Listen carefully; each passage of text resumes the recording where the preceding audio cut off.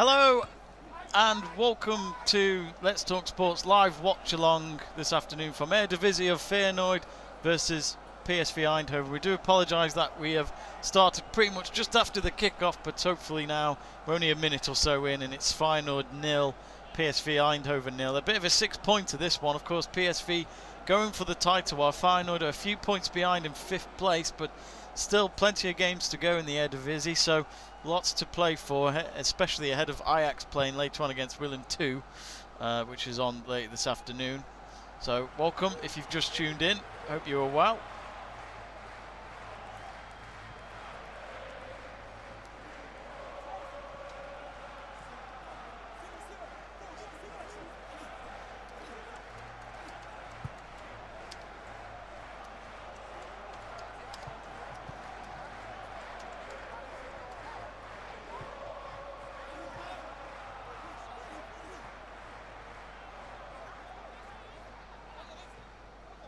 If you just tuned in, do let us know your predictions for this game on the live chat page, and do give us a subscribe. This is actually the first time we're doing a Dutch game on our channel live, which is a new one for us.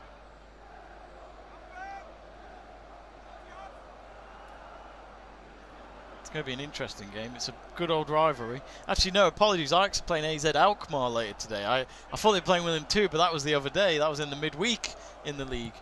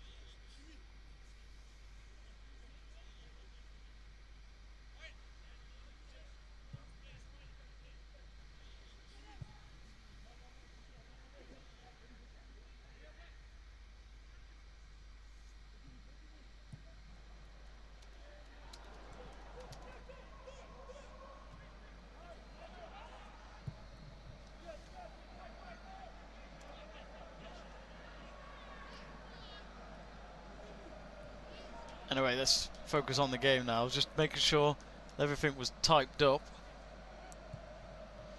As it's very last minute, I must admit, doing this stream. We didn't really plan it. But if you have just tuned in, do give us a subscribe.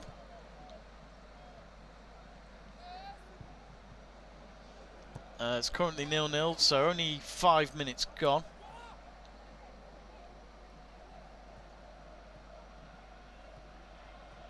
Anyway, it's with Feyenoord at the moment, pushing the ball forward, and it's left with PSV playing in all blue today.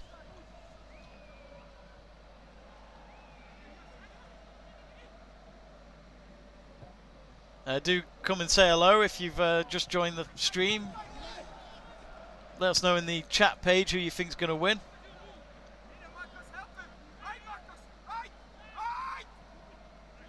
It is currently 0-0.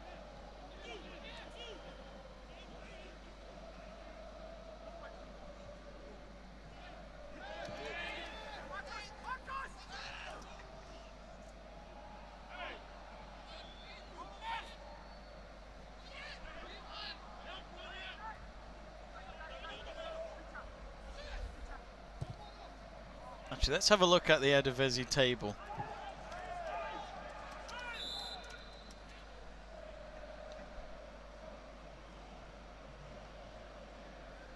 So Ajax are top with 47 points.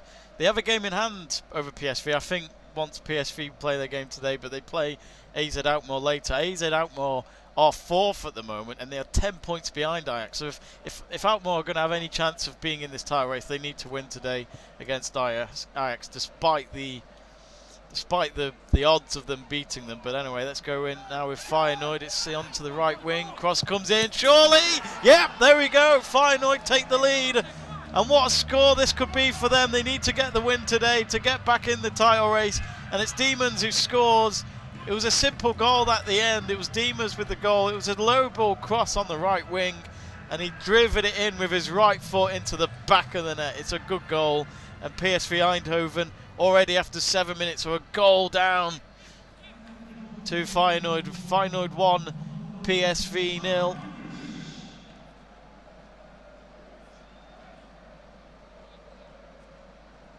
The hosts will be delighted with that start. Can they keep that up?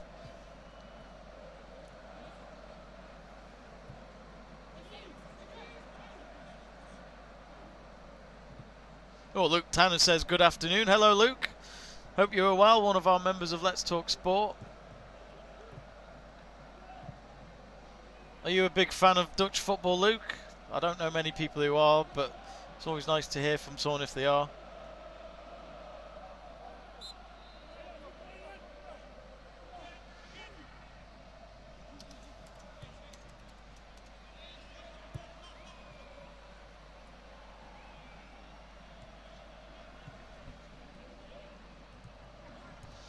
PSV, let's go back to that table we were talking about. So Alkmaar 4th, Feyenoord 5th,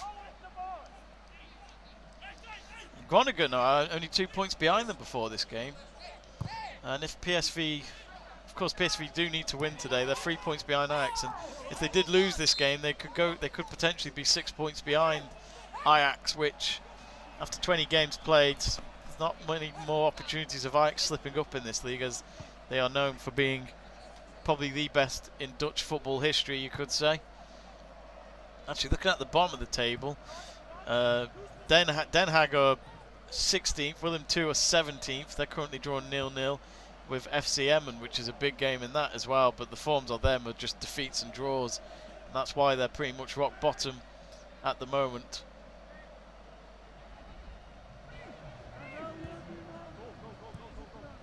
Oh, Luke Tanner says good afternoon. Hello, Luke. Hope you are well, one of our members.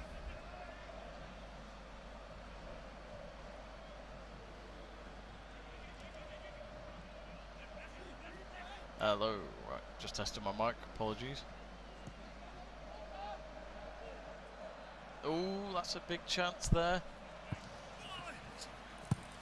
And here we go. Oh, nearly could have been 1-1 there from PSV. It was literally on the goal line, I think. It was a low ball cross in. It had to be dealt with. And Feyenoord fought for a moment, despite being a goal up, that it would have been cut short very quickly. It's back with Feyenoord. They're just settling into the game now, you would say. Oh, nice chip ball forward. And if he can get there, he does so. The goalkeeper tried to run and get the ball off him, but he couldn't. Ball's now back out of the box. Back in now. Oh, and the cross couldn't be made.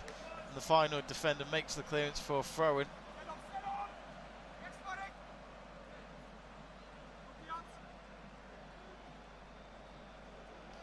If you haven't yet, do give us a subscribe. Always appreciate it. And we always appreciate the support.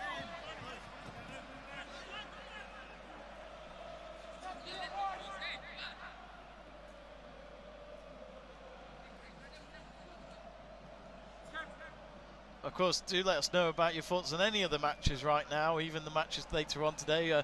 West Ham going up against Liverpool, and in form. West Ham going against maybe a Liverpool that is coming back into the title race. A big game for both teams, really. If West Ham can get anything from that, they would have done very well.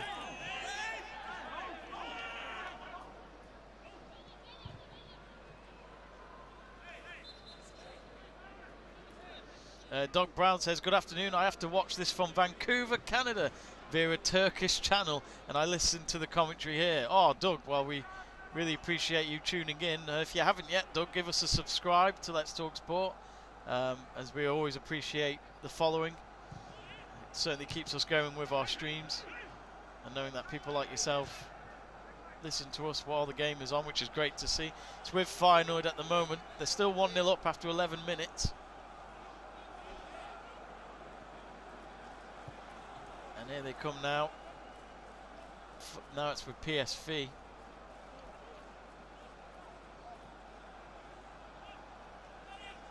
Big game for PSV today.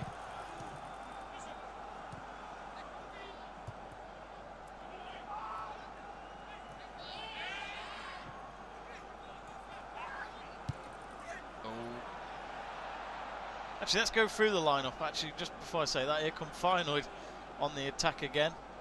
It's with Burgos. Now through, tried to get it onto Toonstra, and he ends up being I think it's a free kick for PSV at the end. I'm not sure why. There wasn't really much in that. Feyenoord going on the break attack. And they got to the final third, but then the PSV player went down. And they're showing the replay again of PSV's attack that was across the face of goal, had the shot, it was blocked from the Feyenoord defender with his left foot, and the ball was going everywhere in that box. It could have been a goal for PSV. They come again on the attack. It's with Junior this time, and he wins a corner kick. I think it's PSV's first corner of the game.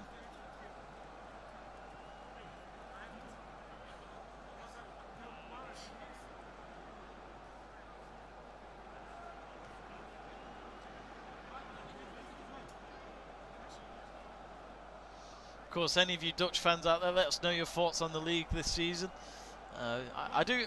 It would be nice to see Eredivisie. I mean, in England where we are, we don't talk about it that much, to be honest. Not many people do. It's normally either Premier League, Bundesliga, La Liga maybe, but that's probably it when it comes to European football.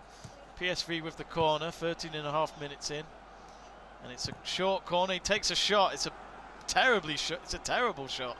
It's still in the box though. Luckily for him, it didn't go out of play.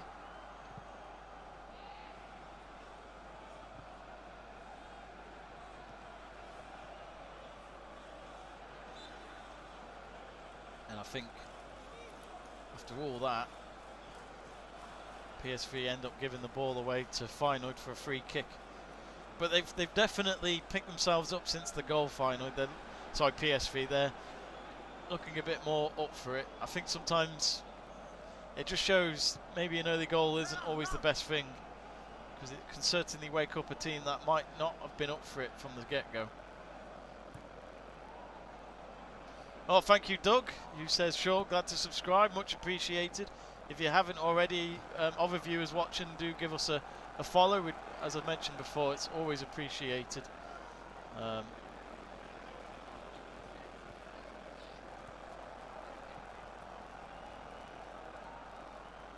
Here come Feyenoord again, 1-0 up. So we've reached 315 subscribers. Thank you very much, Doug.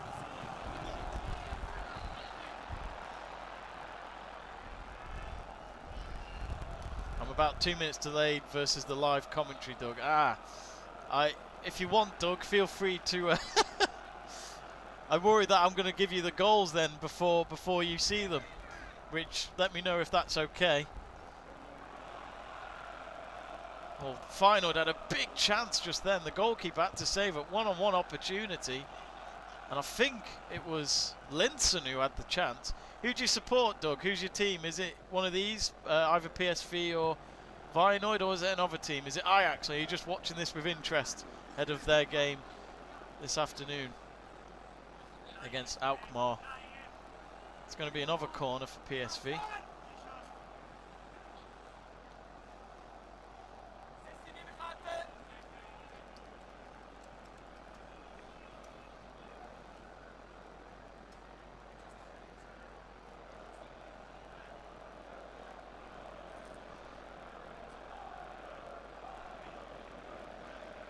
So what can PS do from this corner? It's on the far side.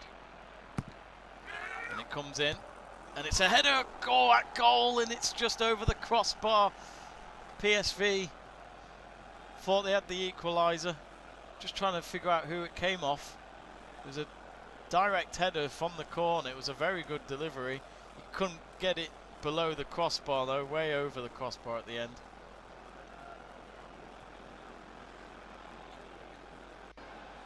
And instead Feyenoord will have a short goal kick.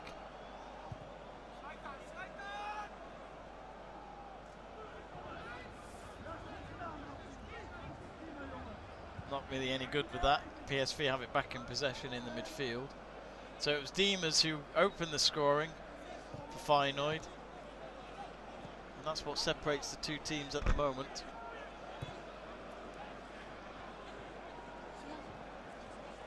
Cedric Oncas says, Joe, is that Yo? Is that hello? Hello? Hello for tuning in. Do you support any of these teams? Sebastian True, one of our members of Let's Talk Sport, has just got in touch. He says, could PSV progress in the Europa League, or is the quality lacking a bit too much? I mean, to be honest, when you watch this game so far, I mean, the defence wasn't great when it went in for Feyenoord. It could have been easily dealt with. It was a simple cross to an unmarked man, and then they found the net, Feyenoord. But PSV since then have tried to control the game, and they're doing all right, actually. They've had a couple of chances, one being a shot blocked and then another being a header from a corner over the crossbar, and they've got the game in control the last 10 minutes. Sometimes for a team like Feyenoord, maybe scoring too early wasn't a good idea, but hey, you're going to take the chances, aren't you? Doug Brown says, no worries on advance notice on goals. Oh, that's all right then, Doug, because I don't want to ruin it for you, ruin the experience, but I can at least try and explain the goals to you before you see them.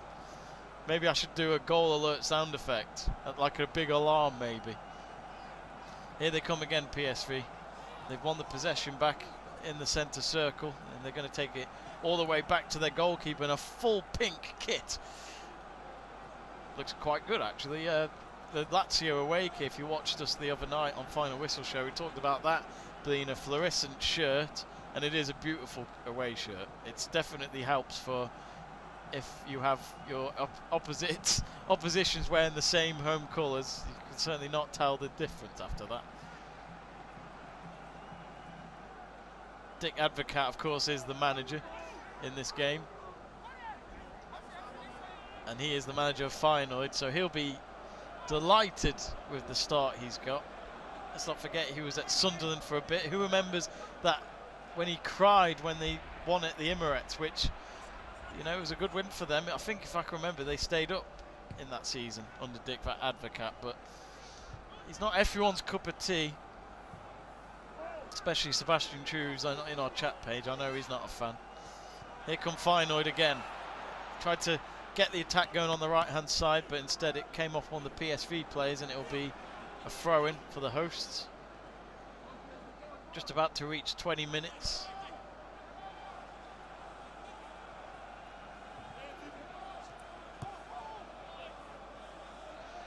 Doug Brown has said, I visited Rotterdam with my good friend in The Hague and became a Feyenoord fan. I went to a game last year in De Krupp.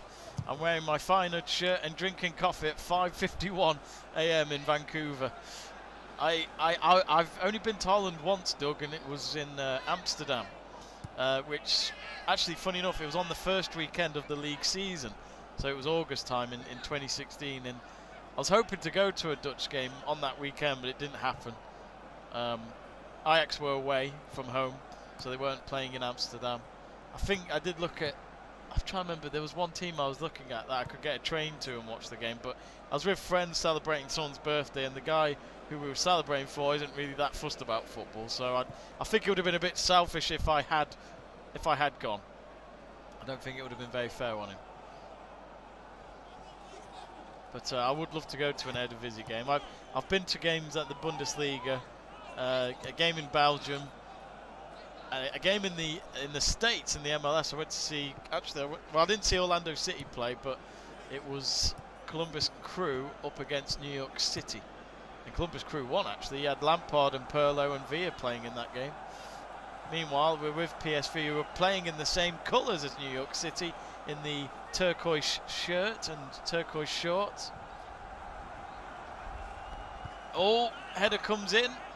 No, nothing there from PSV. Well, at the moment, Doug Brown, you'll be delighted, of course, with it being 1-0, and he's delayed the commentary by 2 minutes. Good man. So it shouldn't ruin it for you now.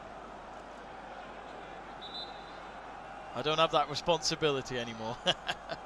If you've just tuned in, welcome to Let's Talk Sports live watch along of Feyenoord versus PSV Eindhoven. It's currently 1-0 to Feyenoord. Diemers with the goal. And it was in the 7th minute, so it was very early on. But since then, PSV have certainly got themselves back in it. They've got the opportunities, but they haven't taken them yet. And if you didn't know, this is quite a big game. It's a bit of a 6-pointer in the table, especially ahead of Ajax's game later against Alkmaar, which should be also an interesting game.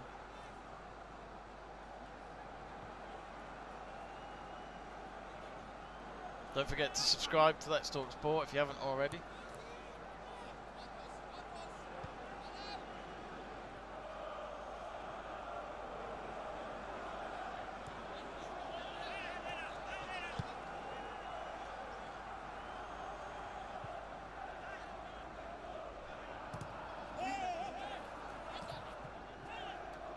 Just going to give this link a share on Twitter because I haven't done that yet. Naughty me. I think the game's been paused for a moment as we reach the halfway point of the opening half.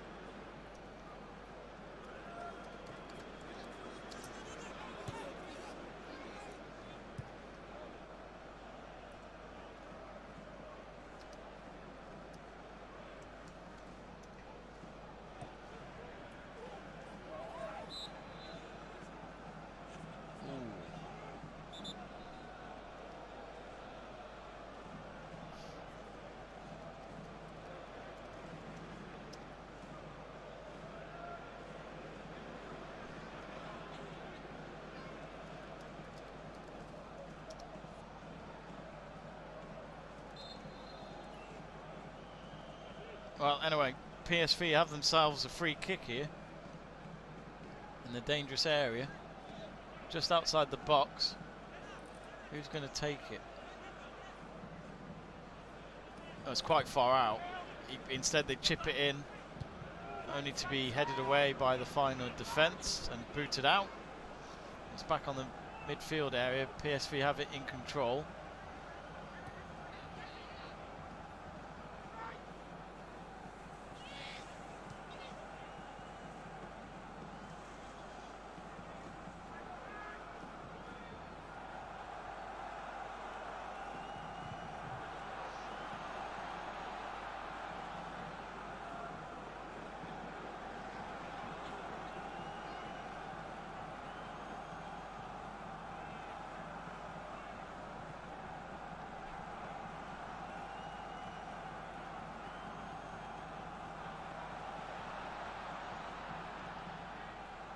Here come Feyenoord.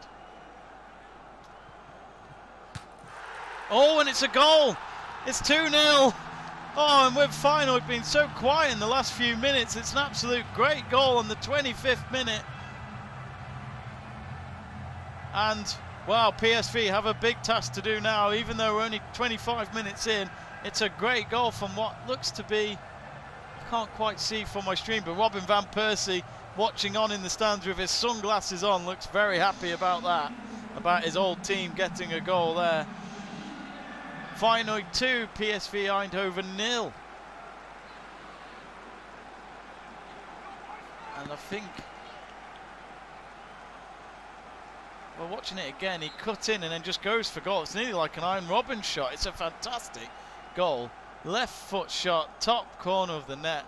No chance for the PSV goalkeeper. And now it's Feyenoord 2, PSV 0.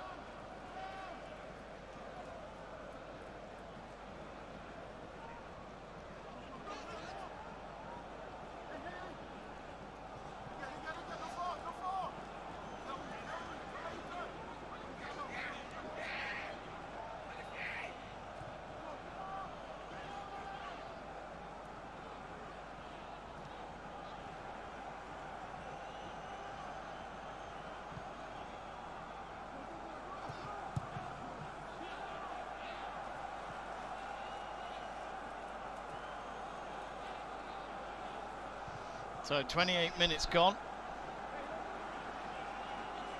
2-0. Which I forgot to change my scoreline. There we go.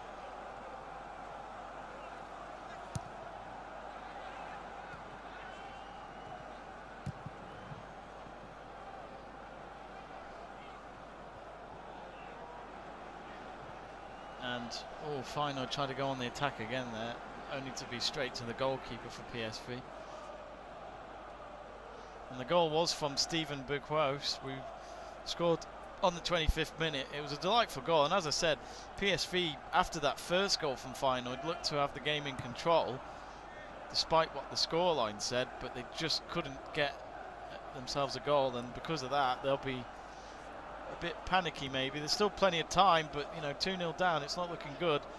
It's a dangerous play here for PSV, oh, only to be cleared away by Philip Max. Sorry, I think Philip Max was offside at the end. That was a big chance.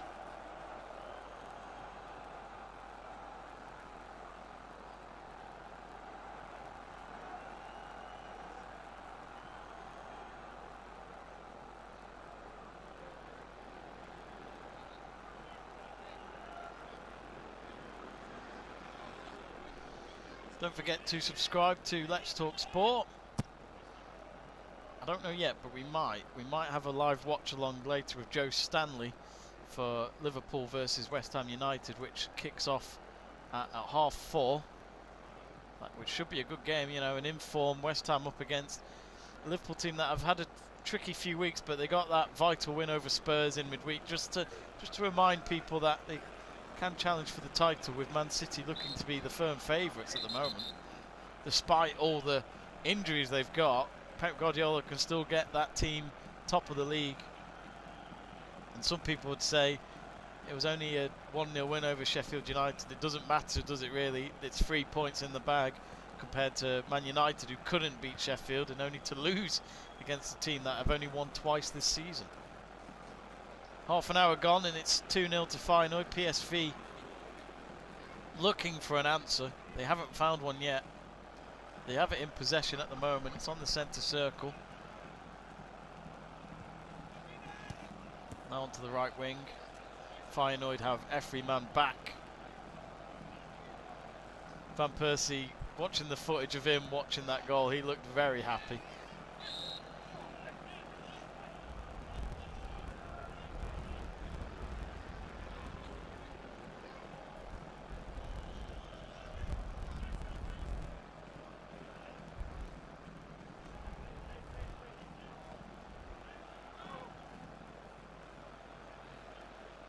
Going to be a free kick here for PSV. On the right hand side, it will go into the box. Bit of head tennis going on. They've still got the ball though. I'd say there's about 4 or 5 PSV players in the box at the moment as they wait for a delivery in from the left wing, and this is a good chance. No, denied. A bicycle kick and a header. Goes wide past the far post, and it'll be a Feyenoord goal kick. A big moment there. It was a Bicey kind of, I don't know if it was meant to be a shot or just get the ball across the face of goal, and then it was a header from the captain that just went wide, and it'll be a goal kick for Feyenoord. I'll just let them breathe a little bit there after that attack.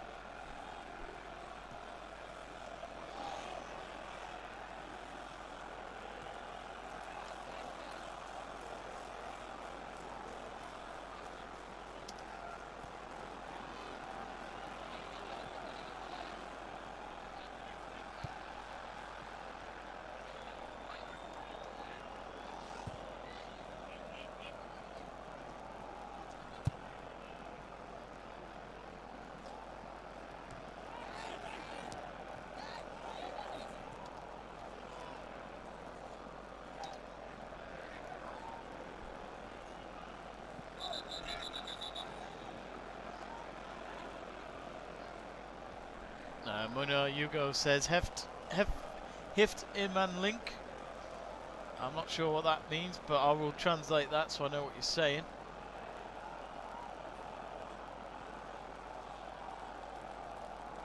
Has someone link? I'm not sure what you mean by that. If you do speak English, feel free to send us it in English.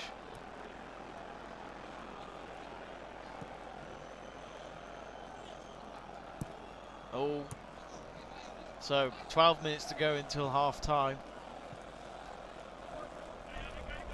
And PSV, it's just not looking good, is it? When you look at the table, it doesn't look good. PSV.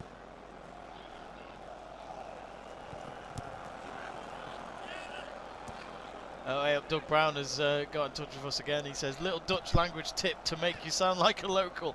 Berg is pronounced Begur. Is it Begur? Begur.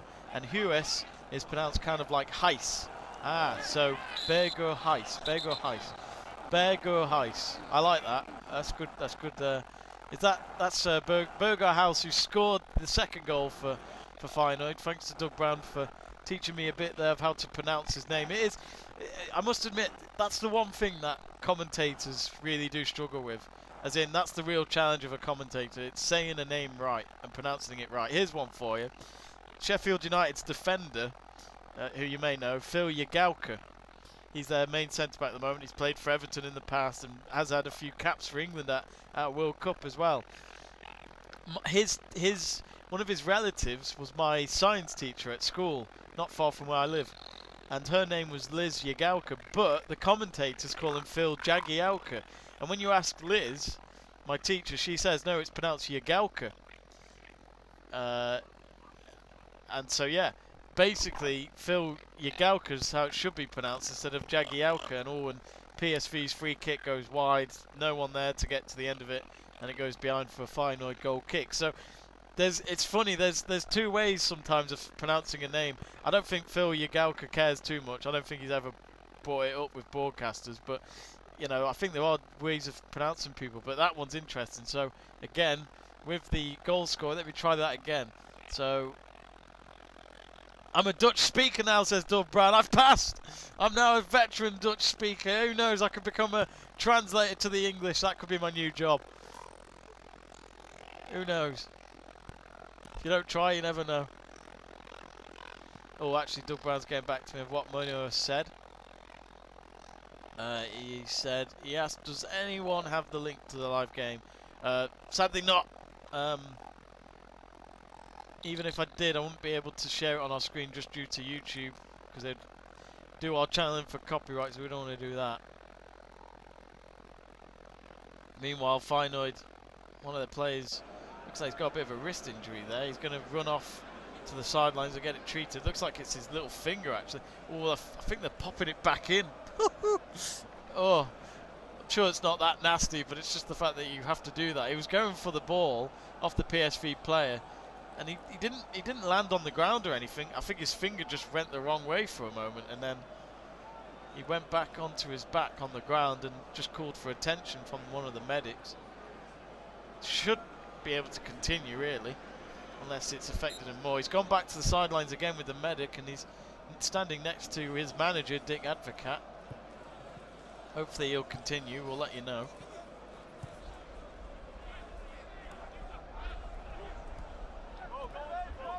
So let me try that again with the goal scorers we've got so far in this game. We've got Mark Diemers. I'm hoping I've pronounced that correctly, on the 7th minute for Feyenoord. Followed by Steven Berghuis. Berghuis? Berghuis? Berghuis. Let me read your thing again. Berghuis. So Berghuis. Berghuis. Steven Berghuis. The first name's easy. Very English.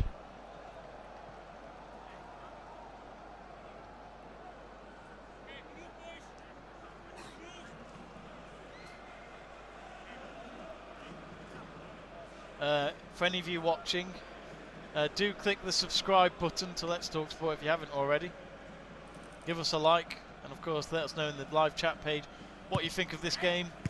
Oh, ball comes in from PSV, not a great corner, and Feyenoord deal with it. It's now gone out to Linson, and it's going to be a throw-in instead for Feyenoord. He couldn't keep it in play as they looked like they were trying to go for the counter-attack there. 7 minutes remaining.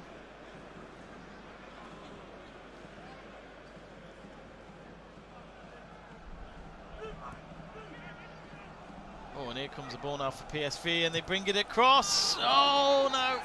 Straight to the goalkeeper at the end. It was a big moment for PSV. He found the man in the face of goal, and he just couldn't convert it. And the goalkeeper didn't have to do much at the end, and he'll be delighted that it didn't find the back of the net. A goal just before half-time for PSV would certainly make things very interesting. At this moment, though, Feyenoord are 2 ahead. Looking at the stats of this game, let's have a look. If I can find it. Here we go, stats. So, actually Feyenoord have had 4 shots so far, PSV with the 8. PSV have had 2 on target, but haven't been able to convert them. Feyenoord with 3 shots on target, so they've been able to get 2 out of 3. And the possession is totally spot on, I'd say. PSV with 64% against Feyenoord's 36, which, yes, PSV have controlled the game a lot more, but they just haven't been clinical. Oh, and Feyenoord have given the ball away here just outside the box. They get the ball back, though. They'll make the clearance, boot it out as far as they can. And it's back on the halfway line. 254 passes from PSV, and actually exactly 100 passes ahead of Feyenoord. No yellow cards, no red cards as of yet. 4 corners we've had so far, all going towards PSV. Feyenoord make another clearance there on in the box. They're just literally booting it out every time they have the opportunity. Feyenoord, they don't want to keep it in possession, which I'm sure they would just like to stay 2-0 up here at half time. There's 5 minutes to go. Oh, Doug Brown's got back to me over my pronunciations. He says, correct on Berghuis. The G is actually that Dutch throat clearing. Like Scottish ah, but no worries, you've got it. Demeans you got perfect. Thank you very much. Yes, it's, oh hang on, here come Feyenoord again then. Oh, and he's through. It should be 1-on-1, surely. He's chipped it over the keeper, and it's 3-0 to Feyenoord. Just when they've been on the back foot in the last few minutes, they've come out again and have got themselves 3-0 up against PSV, and we're not even in the second half yet. What a goal. On the break, on the counter-attack again, Feyenoord, and PSV at the moment cannot deal with it. It's 3-0 for Feyenoord. And it just came out of nowhere again from their own half. 1 pass, 2 passes, long ball through. And it was one of the Feyenoord midfielders who was on his own, and he just played it through to the last man up front, basically. Oh, was he offside? I think he might just be. His left arm looks offside, though. I can't remember if Eredivisie has VAR, but he chipped it past the goalkeeper. 1-on-1 situation, and he took the chance. Is it going to stay at 3-0? Because from that action shot, it looked as though his left arm was offside, but I might be wrong. I think they are going to check it, so the referee has paused the game. Will it stand at 3-0? PSV, of course, will be hoping that it stays at 2-0. The last thing they would want is for it to go down 3-0. Well, it stays at 3-0. The goal stands. And, wow, Feyenoord, they really do need to change this game if they have any chance of getting even just a point now. They'll have to somehow find 3 goals in the second half if it stays like this.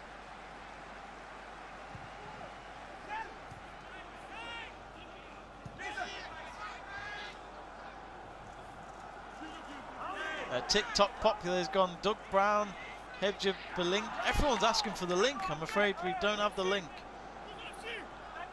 Doug Brown, Feyenoord is pronounced Feyenoord.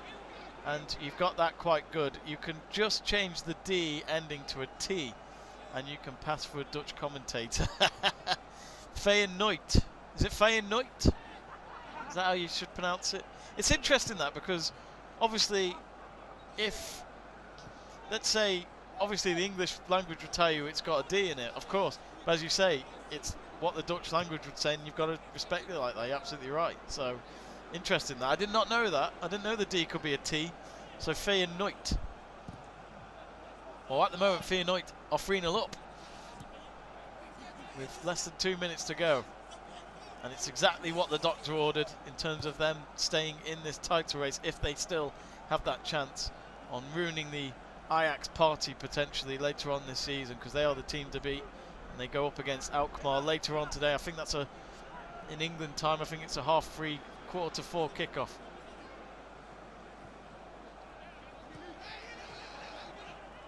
Masterman says, is this rapper Zoids? Not sure what you mean.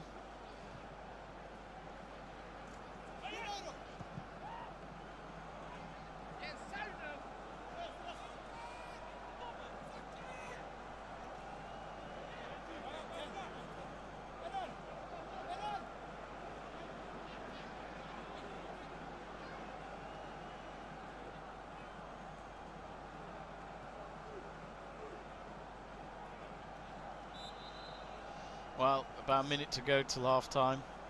PSV have themselves a free kick. This might be their last chance before they have their half-time team talk, which they're going to need a big one from their manager, because at the moment they're going to have a defeat to the name. Schmidt is the manager there.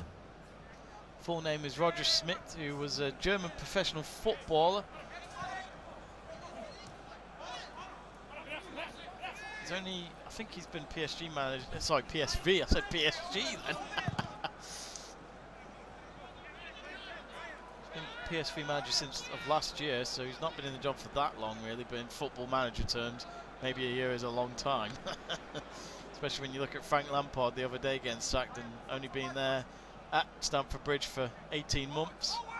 Now to be replaced by Thomas Tuchel. We'll talk about all the scores so far in this game. So all the scores that's going on today in the English Premier League at half-time. 1 minute of added time from the referee.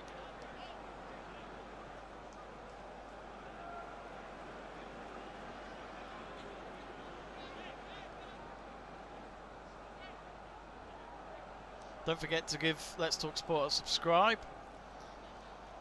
on YouTube. We now reach 316, so thank you very much.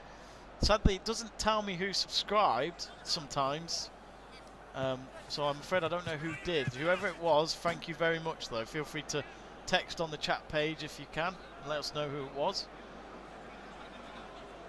And, well, they've just replayed the VAR on that potential offside of Feyenoord. I've said that correctly. For their third goal, and it was onside, it looks like. But it's half-time. And, wow, interesting, eh? Very, very interesting, because, yet again, well, you know, at half-time, it's going one way at the moment, the scoreline, but Feyenoord are 3-0 up, and these are all pretty much from counter-attacking, you could say, because PSV have had the possession. That's what the stats will tell you, but they just can't do it. They can't seem to create their chances enough, because they've had some big chances. They had a free header that went over the crossbar. They had a shot at goal that was blocked. Those have only been the real chances. PSV just can't get a goal at the moment, while Feyenoord are actually, well, they've had 4 chances on target and they've taken 3 of them. So it's a fantastic game for the hosts at the moment. And when you look at the table, that's exactly what they need. So the goal scorers in that first half coming from Mark Demise in the 7th minute, then Stephen Bighuis, something like that, as Doug Brown has been trying to tell me how to pronounce it, and Brian Linson on the 41st minute to make it 3-0 at half-time. So, we will talk more about the game come the second half in just a bit. I must admit, I think I might need to have a quick toilet break here. I should have gone to the toilet when it was just before the kickoff, but I didn't think of that, did I? No, I didn't. That's very rude of me. Oh, just trying to put half time, but I can't seem to find it.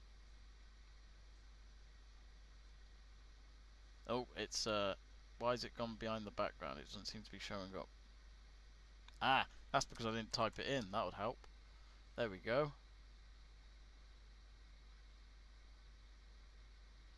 Now, why can't I find it?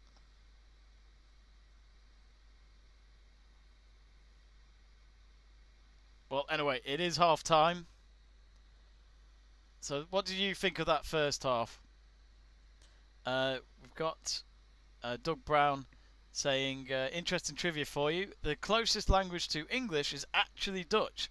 That sounds crazy, but it's true. The variant from Friesland is actually closer. Anyways, back to the game, he says. Well, I would say back to the game, but we, of course, have half time. We will talk more about the scorelines in a minute. I will be right back as I must nip to the loo. I'll be right back.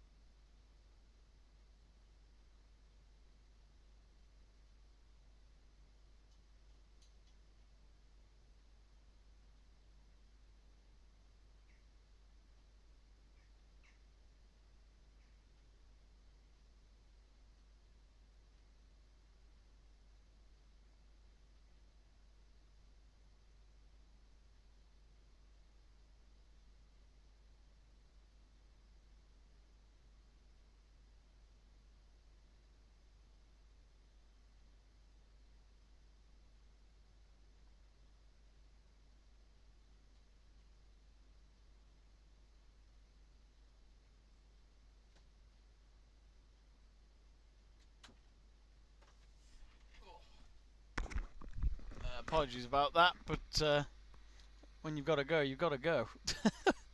So, yeah, half-time, Feyenoord 3, PSV Eindhoven 0. Anyway, let's go through the scorelines in the other leagues at the moment. So, of course, a big day for Thomas Tuchel.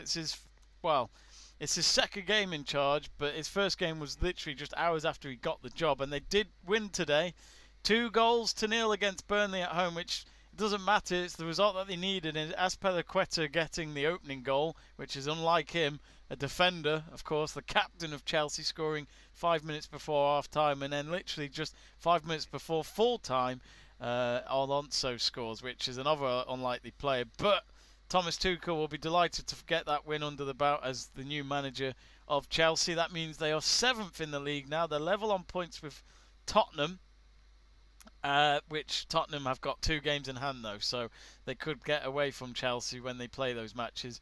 And they are 2 points off West Ham, who are in the 5th spot of the table at the moment. If we look at what else is going on, it's Leicester City versus Leeds United, and this looks to be a lively game because we've only got 23 minutes on the clock, and it was Leicester City who opened the scoring with Mr. Barnes on the 13th minute, only to be cut by Dallas 2 minutes later for Leeds to get it back to 1-1. So, interesting game going on there. And actually, just as we say it, Leicester have scored, and it's Perez making it 2-1.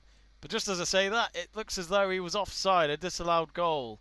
So it won't count, so it stays at 1-1. So, interesting game going on there, of course, at the King Power. Of course, Leicester, if they are in a title race, the table will tell you they are, which not many people have been talking about with Leicester. They've kind of gone up there very quietly. But, yes, it's one of those at the moment where Leicester are in a title race, but some people don't agree with that, which I think's a bit wrong because, look, they can do it. They've got the team there. I think a lot of people would say that without Vardy, they wouldn't be where they are. But you know, it's one of those, isn't it? It's been an interesting interesting kind of season where I think anyone could win it, if you ask me.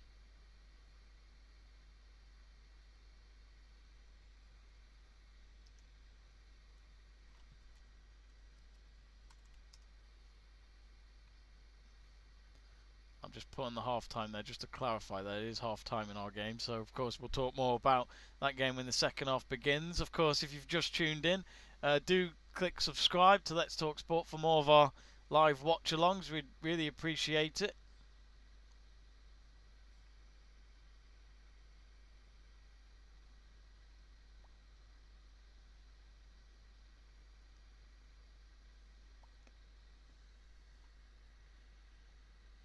Do click subscribe if you haven't already.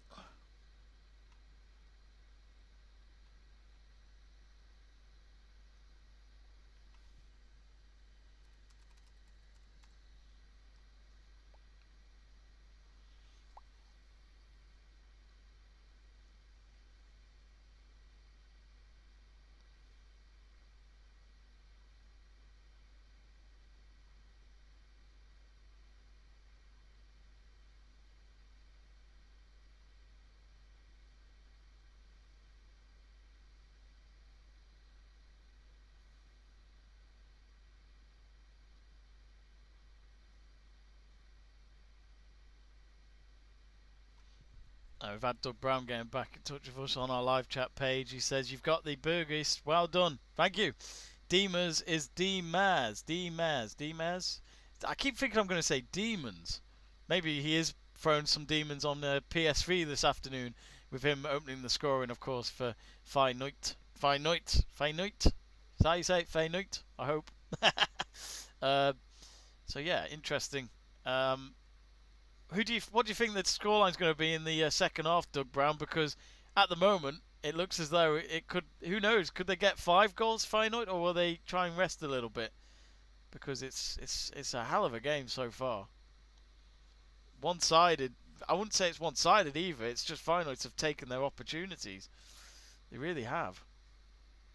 Doug Brown's now asking me, where are you from in England? I'm going to guess the Midlands, like Coventry-ish. No, not that far, I guess. I'm in the northwest, so in the county of Cheshire. So I actually live in a little village where you've probably not heard of it, called Malpas. And it's about a 30-minute drive from Chester, which I'm sure you'd have heard of Chester being quite known in Cheshire. So about an hour or so away from Manchester and about 50 minutes away from Liverpool. But if you really are wondering, I'm a Manchester United fan. So yes, I've always been a Man United fan, and it's been tough the last few years because obviously we're not like we used to be under the management of Sir Alex Ferguson. Boy, do we miss him. A younger Sir Alex Ferguson would certainly do us wonders right now, I think. Just shows how good he was. What a player. So, what I say, what a player, what a manager. We've now reached 317 subscribers, so thank you very much for that. Much appreciated. Always very helpful. Of course, let us know what you think about the West Ham Liverpool game. That could be a good game. I'm looking forward to that. I think we could have a good one there. It's at West Ham. I keep thinking it was at Anfield, but it's at West Ham. 4:30 kickoff. We might have Joe Stanley doing a live watch along for us on that channel later, so be sure to join us for that if so. Remember to subscribe to Let's Talk Sports so you're aware of the stream. And then, of course, Brighton and Hove Albion against Tottenham Hotspur at 7:15 this evening. That's the last game of today in the Premier League. So a lot to play for, and Spurs need to get a win over Brighton. I think they need to prove themselves after that defeat to Liverpool. That was a big moment. Oh, Swag Game, is it Swag Games D? What is the difference between Manchester City and Manchester United? Do you mean by the squads that they've got at the moment, for the difference in terms of rivalry? Well, I'll be honest. In terms of Manchester City, they're a team that didn't really become a big club, as in big club, as in competing for trophies and league titles, or once they got taken over by their current owners in 2008. And yeah, they got taken over. A lot of money behind them. And their first ever signing was that Brazilian forward. Now this is going back a bit, Robinho. They signed him on the final day of the 2008 transfer market, and which, by the way, their last ever game before they had this ownership, they lost 8-0 on the final day of the Premier League season. 8-0 to Middlesbrough away from home. And since then, they turned it around. They became a more competitive club. They beat Chelsea, I think, in their first season under the ownership. So there was little moments here and there already with these new signings that they made that they were going to be competing for trophies. And then in 2012, they got that first Premier League trophy, which sadly was on the last bloody minute of the season, wasn't it? When United had got the win at Sunderland, and we were literally about to win the league, and then Man City's Sergio Aguero basically ending the title race there and then against QPR. It's horrible horrible. I was actually at a hospital radio station when that happened, so the fact that I was on air at the time was just hard to take in. It really, really was. Never, ever again. I hope I never experience that anytime soon, but, I'd love it. But I'd say, if we're talking about the difference, Man City have just become a much more competitive team now. It's like Paris Saint-Germain, for example. They've got that money backing where they can buy the players, they can get the quality. I'm not saying United can't. United clearly can. They always buy players, whoever's the ones to get, like Real Madrid in a way. They can be a bit like that. But they've just always been good. Man City since then, they've just been winning trophies. Sadly, they have been a better team than United over the last 7 or 8 years, which it does give us the motivation to try and beat them. Which a lot of people say they missed the rivalry when Man City didn't have any money, but I think it's quite exciting. We just need to get back on top of them, that's all. We beat them now and again, but we also lose to them and we don't win as many trophies. But Pep Guardiola has certainly transformed that club into the position they want to be in with all that money spent. But if they weren't going to spend that money, if they weren't going to get successful with that money, then it just shows that you have to have the right people. You have to have the right recruitment in place. Anyway, as you can probably hear in the background, it looks as though the game will be back underway. All Swag Games is asking me, what do you think about Donny van der Beek? Of course, a Dutch recruitment back in the summer for Manchester United. I like him. I really like Van der Beek, but I'm wondering why United signed him, because we don't use him. Last night was a good example of when we should have used him. Arsenal played so deep, it just felt like a game for Van der Beek, which we need to use him. And there's all these rumours coming out at the moment that United might let him go out on loan, which makes you wonder, why did we buy him then? Because I honestly thought he would be a Pogba replacement, but at the moment we don't know what's going to happen to Pogba. Is he going to stay? Apparently he's going to have talks with United in the summer on whether to extend his contract, which needs to be sorted, because I don't know does it end this year, his contract? I'm not sure, I can't remember, but Pogba's been hit and miss for me. I'm not his biggest fan. I think we would be alright without Pogba, to be honest. I don't think it'd be a big difference. He's shown up in the last few games, in all fairness to him, but it's about bloody time.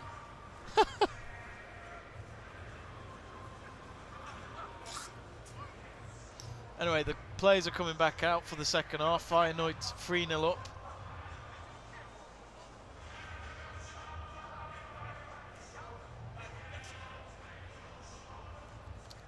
Which I nearly forgot to put my timer on, which I better find.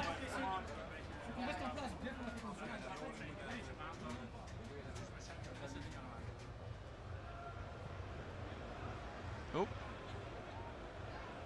it's just gone all over my screen. That's gone a bit big.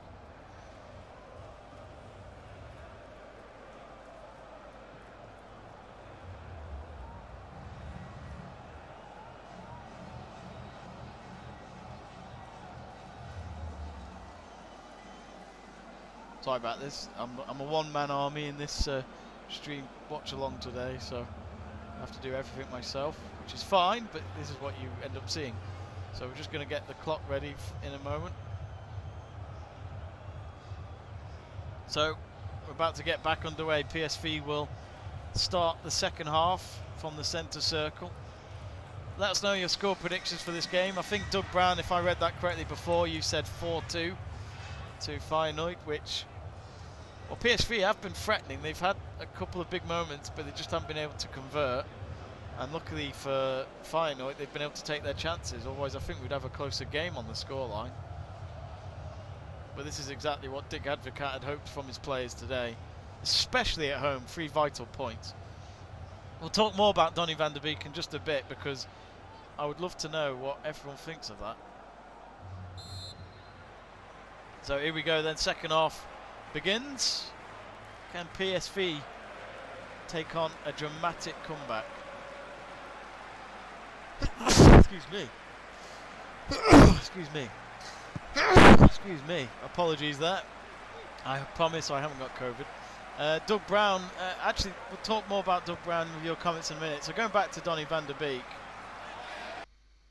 I don't know what to think. He's been one of those, hasn't he?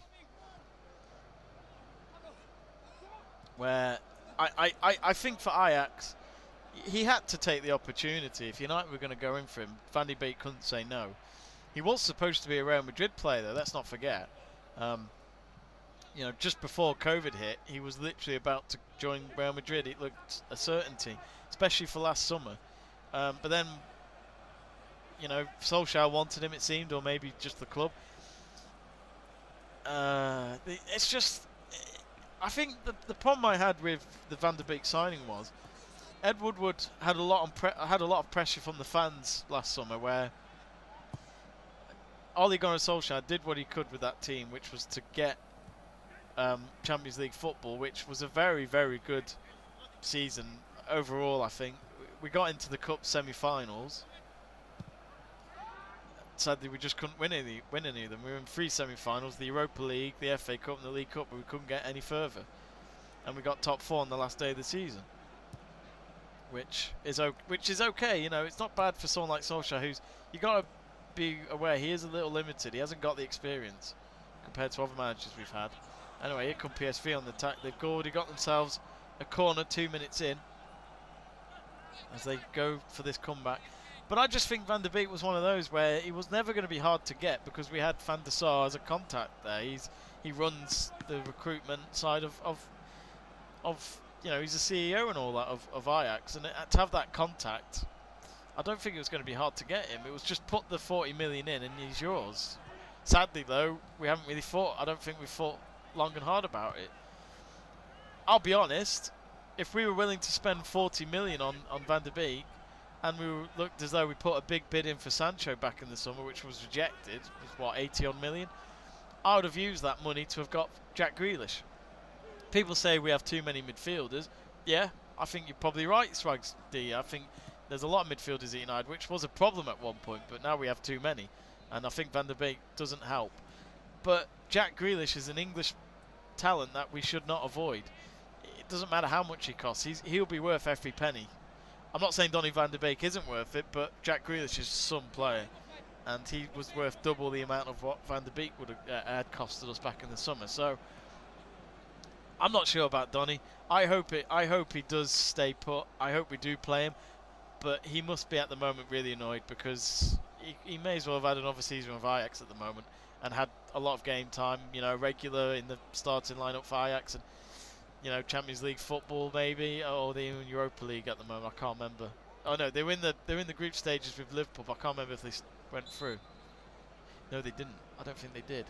No, it was Atalanta who went through, wasn't it? So even so, he would have had a lot more game time in Europe this season than United. But we'll see. I do think Van de Beek will get a lot of game time in the Europa League. I'll be surprised if he doesn't. I'll be annoyed if he doesn't, because you've got to have. If he can't play in the Europa League, then when's he going to play? Maybe in a cup game, in the FA Cup. But that's it. So we'll see. I mean, let us know your thoughts. Do you think Van de Beek should have joined? At the moment, it doesn't look like he should have. But I hope I'm wrong. I like Van de Beek. I think he's great. His awareness is amazing. And his box-to-box style. AMG Norpa says, is dit nu? I might just have to translate that unless Doug Brown does that for me. my Dutch translator. I'll have to translate that just so I know what that means.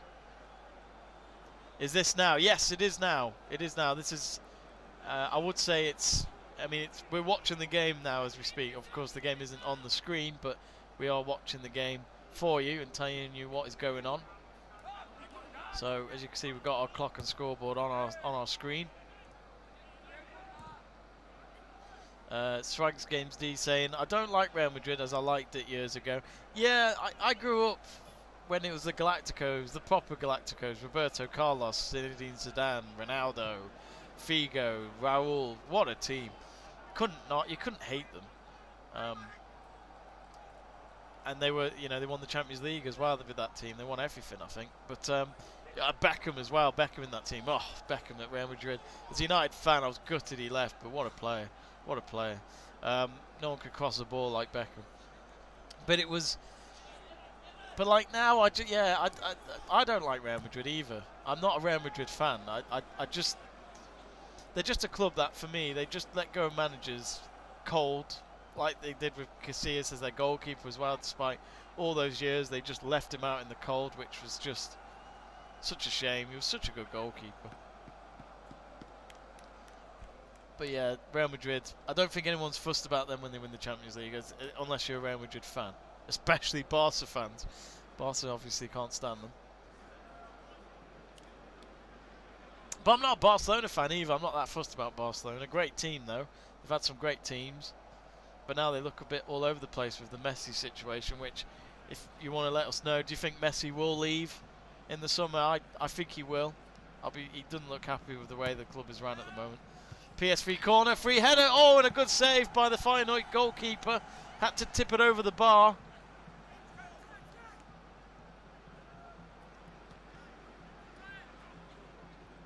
And it was a free header for PSV, and they thought for a moment they could have had a goal back there. And it was Ryan Thomas with the corner. He'll have to take it again. It's on the same side. It comes in, same cross. Header again. Feyenoord half clearance. And it looks as though it could be... Oh, shot deflected. And they've got another chance here. And it's gone behind for another corner for PSV. So that's 3 corners in a row there. And they really are desperate for that first goal in the second half.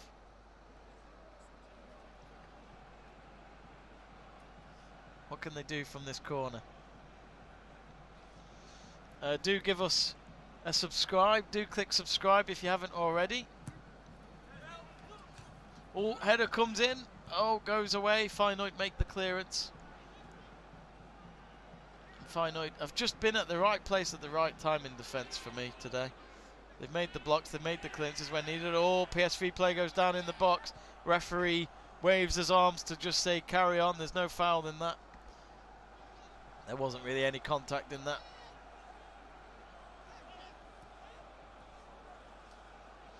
Swag Games D. If you haven't already, do click subscribe to Let's Talk Sport. Be very much appreciated. Swag Games D are also asking Messi to Manchester City ? It seems like the only option. City or PSG for me. I mean, you've got to be realistic, haven't you? Which clubs are willing to pay for his wages? It's obviously worth millions. And Messi's amazing anyway. He's still probably the best player in the world along with Ronaldo. But I think as well, you got to look at it in terms of the plan for Messi. How many years has he got left? I mean, in all fairness, the quality he's got still would say he's got another few more years, but he is what, 34? So he's not exactly young anymore. You know, if he was young, you'd just pay it. You just pay it because it's worth it. But if he goes to Manchester City, my God, it'd be so exciting for the Premier League, because Messi, for me, needs to play in a different league to just prove his quality. We know he's a great player. We know he's the world class. But you look at Cristiano Ronaldo, who a lot of people have as his rival. You have it where he's done it in every country he's been to pretty much. England, Champions League winner and a Premier League winner. Spain, absolutely incredible time at Real Madrid. And look at Real Madrid without him now. They're still okay, but they're nowhere near as competitive as they were under Ronaldo. It just shows like the presence of Messi and Ronaldo in a team can get you so far. And without them, you would only dream to get as far as they did with the club. But Ronaldo has done it. He's done it in Italy. He's done it in Spain. He's done it in England. I don't think he did anything in Portugal with Lisbon. I don't think he won anything. I might be wrong. I can't really remember much before he joined United.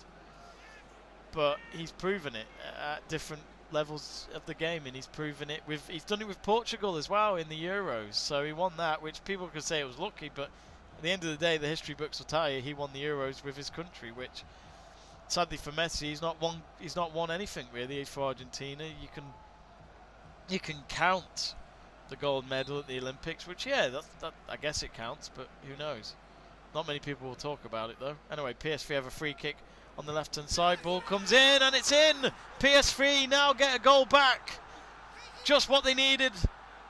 10 minutes into the second half, they're back in it. They're just 2 behind now of Feyenoord, and it was a header from a free kick and it went into the top right corner of the net, and the PSV manager is just staying cool at the moment. He knows there's still a big task to do,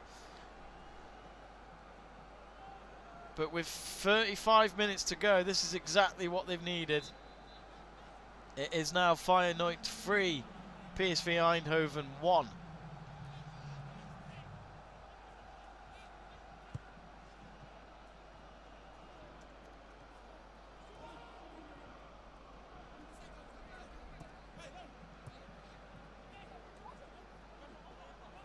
Oh, Doug Brown, are you feeling a bit nervous now, mate? Because they're starting to show that presence that they've been meaning to do up front by getting a goal. What can this do now for PSV? They look confident all of a sudden. Here they come again on the attack. Left-hand side. Cross only to be picked up by a Feyenoord defender.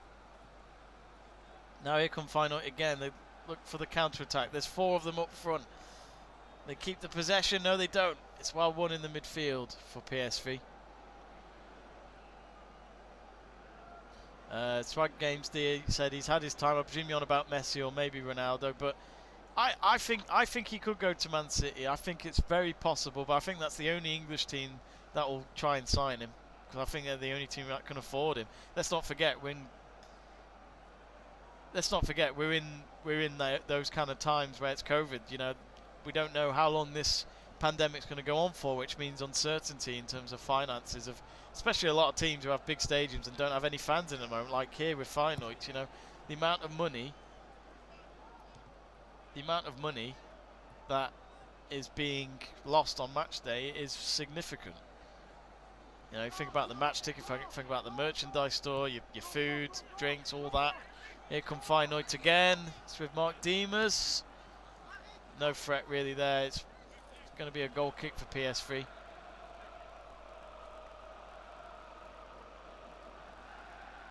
Do click subscribe if you haven't yet to Let's Talk Sport for more of our watch-alongs. We're now up to 318 subscribers, so thank you very much, whoever that was. It's a bit annoying because when I look at my notifications, it never actually tells you who subscribed, which I would like to thank them, but it won't tell me. PSV goal kick in the meantime. It looks as though Eindhoven are going to have their first substitution of the game.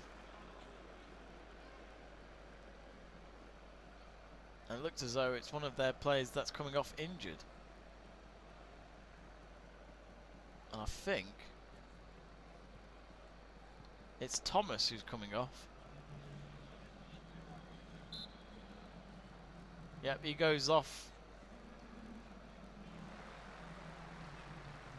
And it's Ihataren who comes on for PSV, the number 10, Mohamed Ihataren.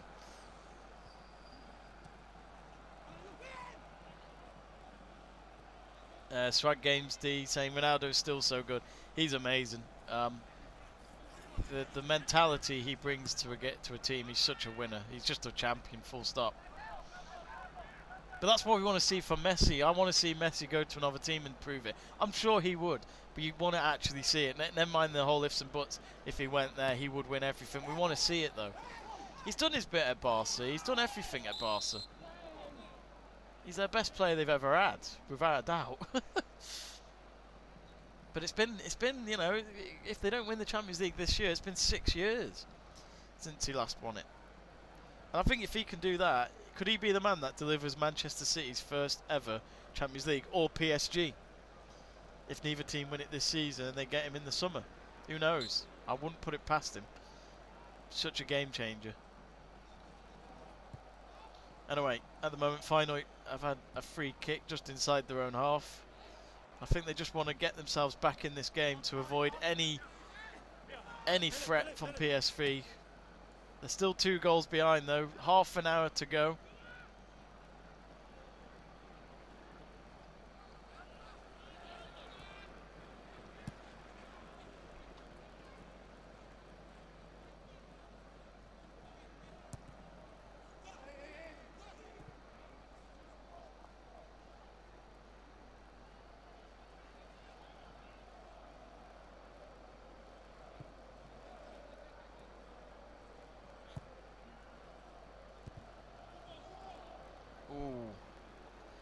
Here come Feyenoord again. They've got themselves a free kick. Oh, and it was the second last man of PSV that made the challenge there, and it should be a yellow card for Sangre. I think it will be. Yeah, the referee's got the yellow card out, and that'll be a booking towards the PSV player. And he was the second last man as well, so he didn't go for the ball. He definitely went in from behind just to make sure he could stop the flow of the attack there.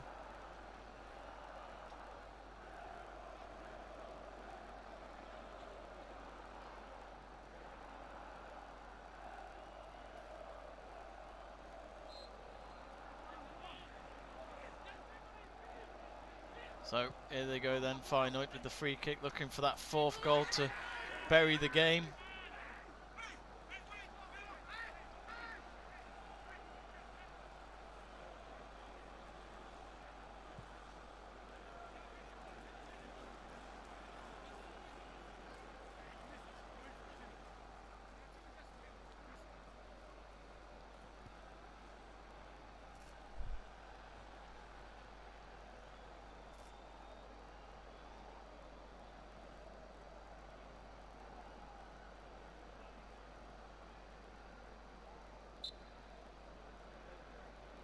At the moment, it looks as though PSV will just take a kick from just inside their own half.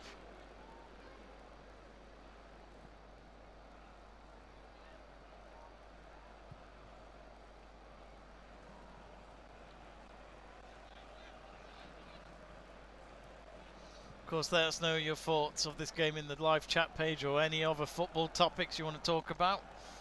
Still Feyenoord 3-1 up against PSV, and Feyenoord again on the back foot, having to make a big kick outside their own box.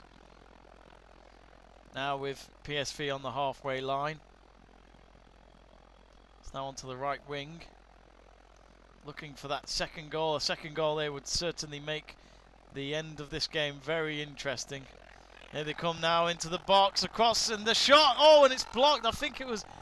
I'm not sure if it was blocked by the defender or the goalkeeper, but that's another block that Feyenoord have had to make, and it goes behind for a corner kick on the far side. And PSV just look so dangerous, but they just can't score at the moment.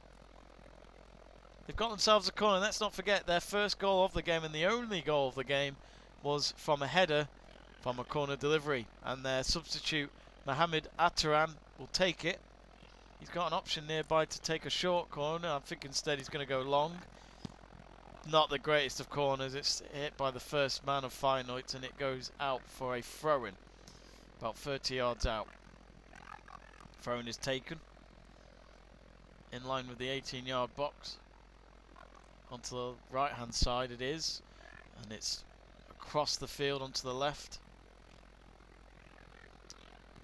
A few PSV players just approaching the box. 4 of them at the moment. They've gone a few yards back now with the right wing. Oh, instead Feyenoord intercept. Here they come. There's no one up front though for Feyenoord. They're all playing from the back at the moment. Here come PSV again. Oh, and a shot off target there. Did it take a deflection? It is. It's a corner for PSV. It looked. I'm glad for his sake it was a deflection, because actually, yeah, if it wasn't, it would have looked like a really poor shot. But looking back at that chance then.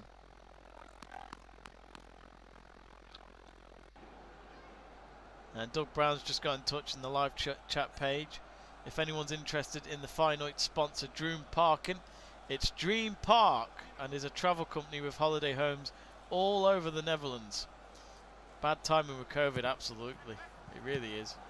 Fingers crossed though, Doug, that they can get back in business later this year, because I think another year of COVID-19 stopping travel businesses is just not good at all. Right now it's not good to see. Will anyone go abroad this year on holiday? I mean, in England at the moment, we're in lockdown and have been pretty much since the new year. So, and I think we're going to be like this for a few more weeks yet. Anyway, Feyenoord on the attack. This looks dangerous. There's 4, well, it's actually 6 against 4 at the moment. They're outnumbered, PSV, but their pace has just stopped a little bit, Feyenoord, and it's helped some of the PSV players come back into the defence. They've still got it in possession, Feyenoord. They know a 4th goal should really bury this game. Ball comes in and it's booted away. should go for a throw-in. It's kept in play instead. Feyenoord back in possession. They're going a few yards back though. And they'll just calm the game down a little bit. They know there's a lot of time still yet for PSV to find 2 goals. It's now on the right wing for Feyenoord. He'll try and cross it maybe. No, it's a short pass. Goes for goal. And it comes off none of the PSV players. And it's a goal kick for PSV. Feyenoord 3, PSV 1.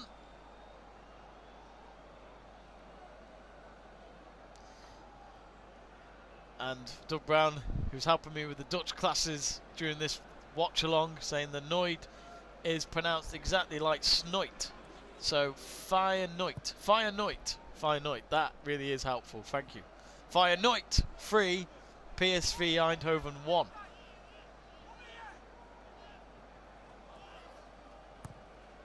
Just over 20 minutes for PSV to find 2 goals. This really does help Feyenoord in the league table if it stays like this. Let's get the table back up, shall we? Of course, it was Sanger who opened the second half scoring to make it 3-1, who scored for PSV. And the goal scorers all coming in the first half so far for Feyenoord. Diemers, Berghuis and Linssen.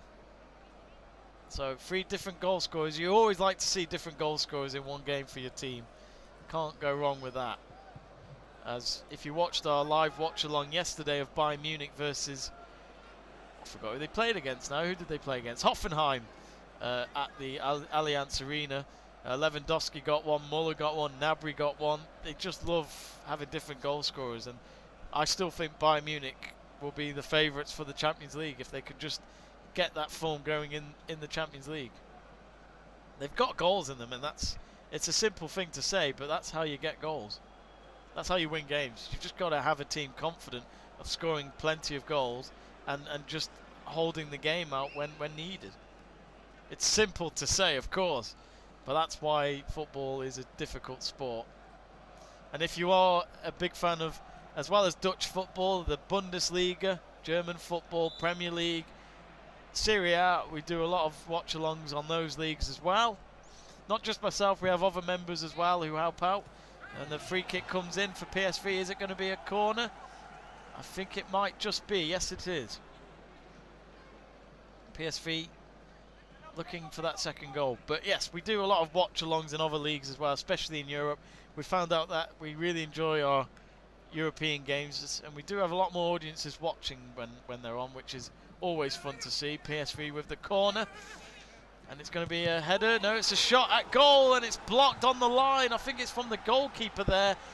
It remains 3-1, but yet again, PSV, they've had the chances. And now here comes Feyenoord. They're trying to go on the counter again, which has proved successful in the first half. They've still got it. It's in the box. Oh, and the cross comes, and it's just cleared away at the end, and PSV get it back into possession. And Joost Salah saying also WSL, which, if I'm correct, you're talking about the Women's Super League, which is in England, which is, of course, which features the likes of Manchester United, Chelsea, Arsenal, Man City. It's a very interesting league in the WSL at the moment. Actually, there are some WSL games going on at the moment, which we are open to doing women's football on our channel, which I am a big fan of, as you'd expect. If you do know me, I'm a Man United fan, so my team is Manchester United Women. Let's actually find out the scores going on in the Women's Super League. So earlier today, Chelsea women comfortable win over Spurs, 4-0. And the Poles got 2 goals, one of them a penalty in the second half. McManus got an own goal for Tottenham, which does not at all help. And Sam Kerr, who's playing brilliantly for Chelsea this season, scored on the 38th minute. And that, of course, keeps them top over United. Level on points, but they've got a better goal difference. But also, Chelsea have a game in hand, which, at the moment, Chelsea look to be the favourites to win the league. But Man United women, under the management of Casey Stoney in their second ever season in top-flight football, are doing very well. And I think second for United would be a great season. But they can certainly go for the league. Experience isn't there for them, but who knows. Aston Villa women against Arsenal women today has been postponed due to a waterlogged pitch. Arsenal haven't been great, have they, this season? I feel like without Medema, they're struggling.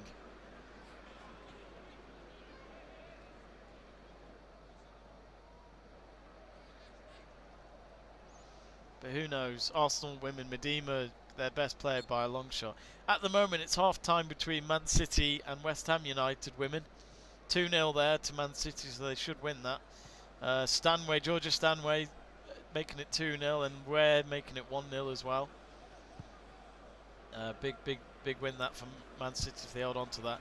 And actually, my team are playing at the moment against Everton, and they're 1-0 up against Everton, and it's Toon who scored in the 9th minute. So only 26 minutes in that game. So plenty of women's football going on today. Anyway, back with this game, our main watch-along of Feyenoord versus PSV. It's still 3-1 to the hosts. All 3 goals coming in the first half.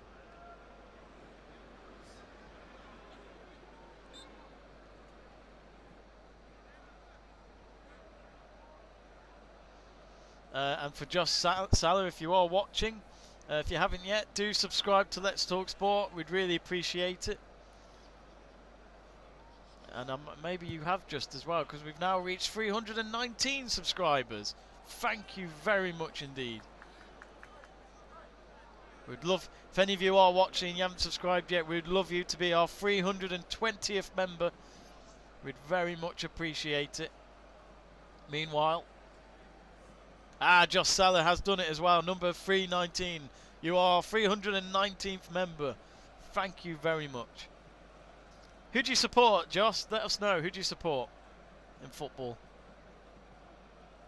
The game has been paused here at Feyenoord as there's an injury for one of their players. So the game has been paused with 18 minutes remaining.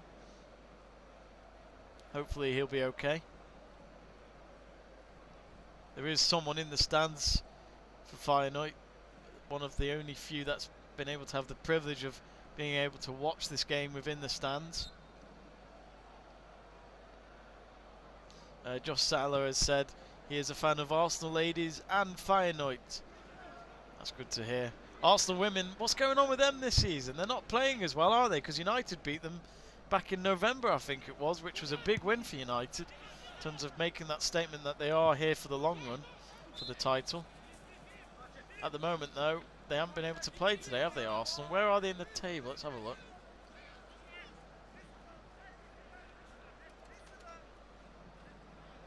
If we look at the women's team, so Arsenal just outside the European places, 4 points behind Man City, but they will have a game in hand over Man City because of them not being able to play against Villa today.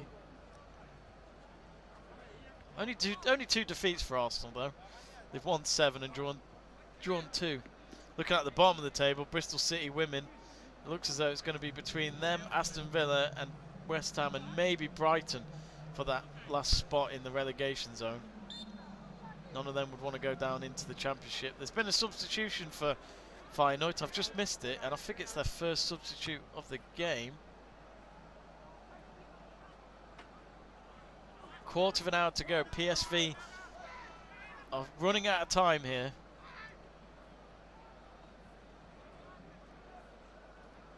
Doug Brown asking us, question, do you always do Eredivisie games? Actually, this is our very first one on Let's Talk Sport, but we've only started doing our live watch-alongs over the last fortnight, so this is our first Dutch game on our channel, and we do plan to do a lot more, especially the big games, and we'd love to have you always watching us. So of course, with you subscribing, that means you will know when and where we'll be watching. But yes, we are hoping to do a lot more Dutch games. We also do Bundesliga, Serie A, Premier League. We hope to do women's football next as well. There's not just me, there's also other members as well on our channel. We have Sebastian True, Luke Tanner, Joe Stanley. You can always watch our videos back. We all love a bit of football. Well, the game is back underway. Quarter of an hour remaining.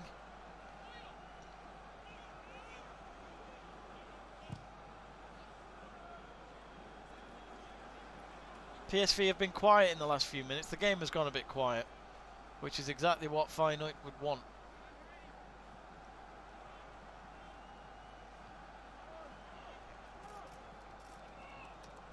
Let's look at the scores so far in Eredivisie today. So at the moment there's another live game that's 3 minutes ahead of our match. That's Willem 2 versus FC Emmen, and Willem 2 are 2-0 up. Nunley opened the scoring, and then it was, I can't pronounce his name, Wazi Okia Reddit? Something like that. He got the second goal. That's a big win for Willem 2 because they're trying to stay in the league for next season. Later on today, it's Dean Hag hosting Sparta at 3:45. Oh, and Mohamed Atouan has just had a shot saved from the Feyenoord goalkeeper. It was a long-range effort, and it had to be dealt with. It's going to be a corner. He cut in and then had a shot with his left boot. It was flying. He was trying to get the top corner of the net, but luckily for the Feyenoord goalkeeper, he read the shot and he made the save. It's a corner kick on the near side. Corner comes in. It's gone way over across the face of goal. It's now with Atouan again, who nearly made it 3-2. And his cross is really poor there. Ooh, another careless pass forward, which is blocked by the defence. It's now with Philip Max.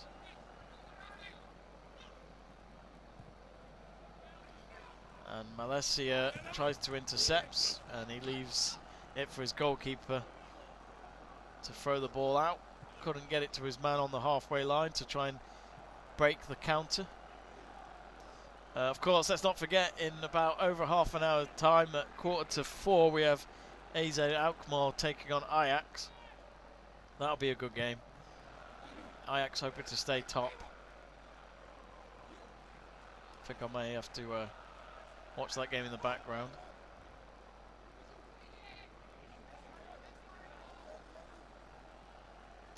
Doug Brown saying, super thanks, I'll make sure to catch the Feyenoord games if you're commentating. Oh, cheers Doug, much appreciated. We'll let you know.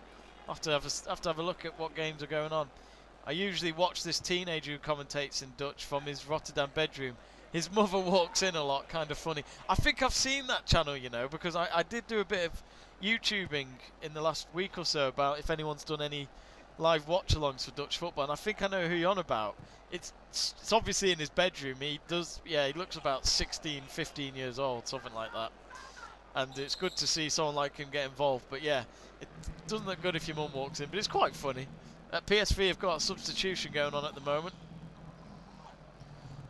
I can just tell you now, it's Max coming off, the number 31. He's been replaced by Vertessen. Will this help them at all get at least a second goal in this game? Because there's literally just over 10 minutes to go.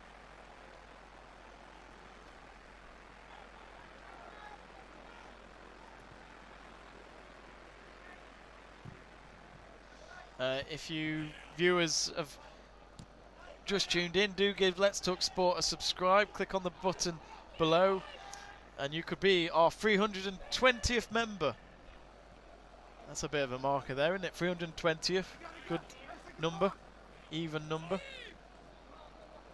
It's going to be a goal kick for PSV.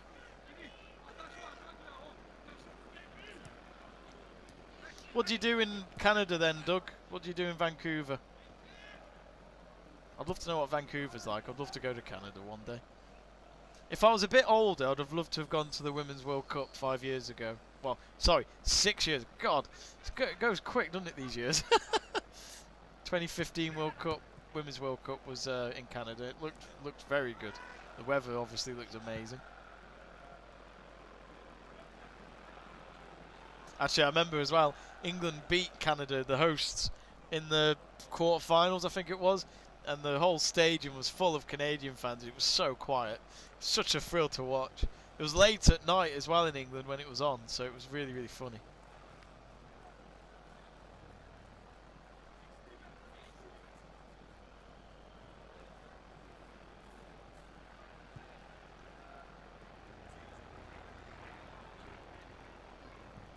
Right, PSV with the cross again. Junior with the attempt, and Sahavi, his header was off target. And it's going to be a goal kick for Feyenoord. That's exactly what they were hoping for, their chances to be missed. And Feyenoord have got themselves a substitution to be made here on the 80th minute.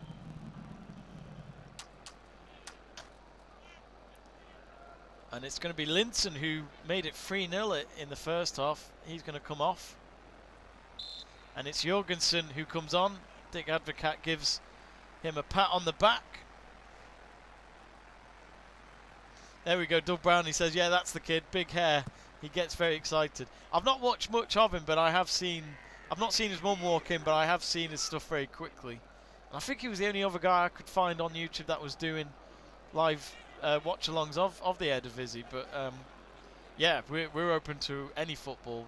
I would even watch the Icelandic Premier League if that really interests people.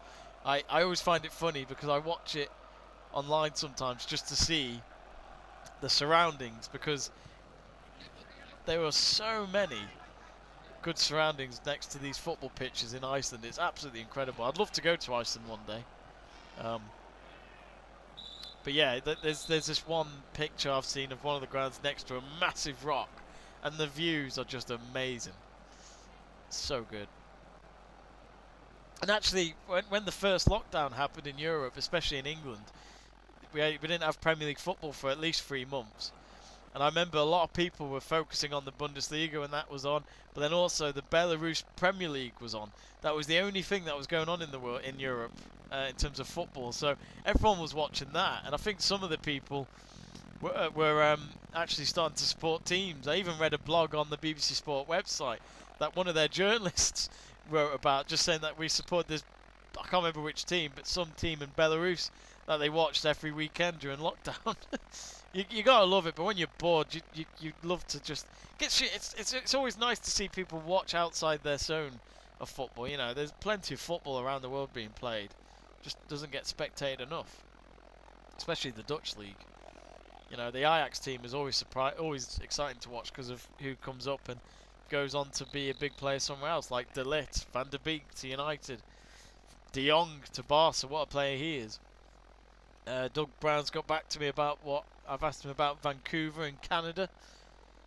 He says, Vancouver is beautiful. We live an hour away from Whistler skiing. Nice.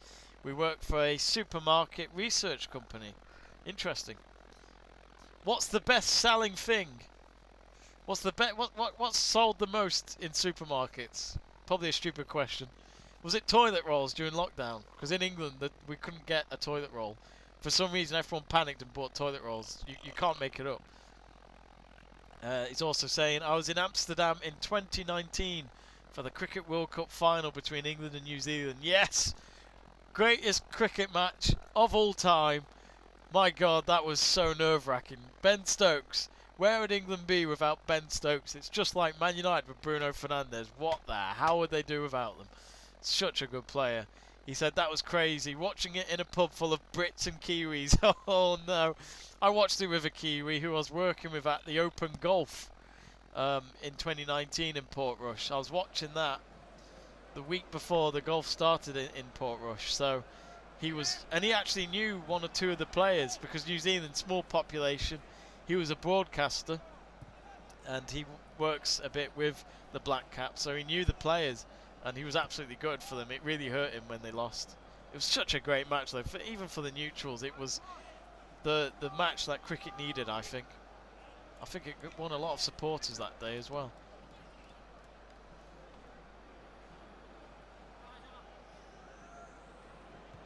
Well, we're still one off from 320 subscribers. Do click that subscribe button if you haven't already. We'd love to have 320 before we end this stream. Just 5 minutes left of this game. Feyenoord 3, PS3. Yes, I nearly said PS3, which they need, or the games console. PS3 only have one, and at the moment, oh, there's going to be a booking here, and it's going to yellow card for one of the Feyenoord players. I'm not sure who it was, but it's going to be a free kick here for PSV. Now they really do need to convert this into a goal if they have any chance, and it's Malacia for the hosts that has been booked. Can PSV make it 3-2? Time is running out. Here comes the free kick from Aitaran, and it's straight to the hands of the goalkeeper. And just as that happens, his defence teammate has just gone on his back, lying down, and I think he might actually have a cramp here. He's down at the moment, or is he just wasting a bit of time? Well, he's back on his feet.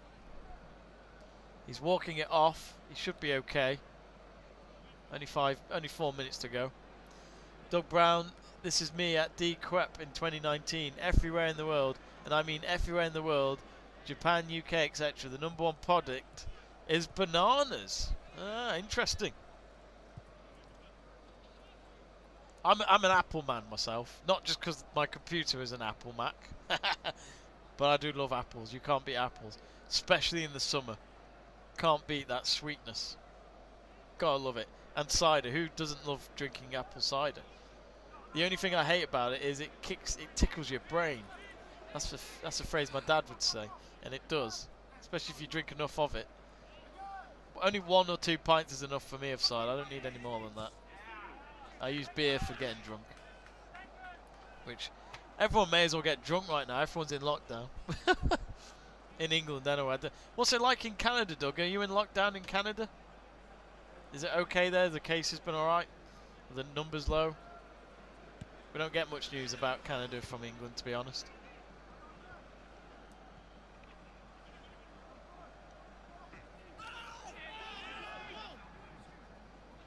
Don't forget to subscribe to Let's Talk Sport if you haven't already, folks. Meanwhile, it's 3-1 to Feyenoord, as you can see on the scoreboard, with 3 minutes to go. PSV have themselves a throw-in deep into their opponent's half on the near side.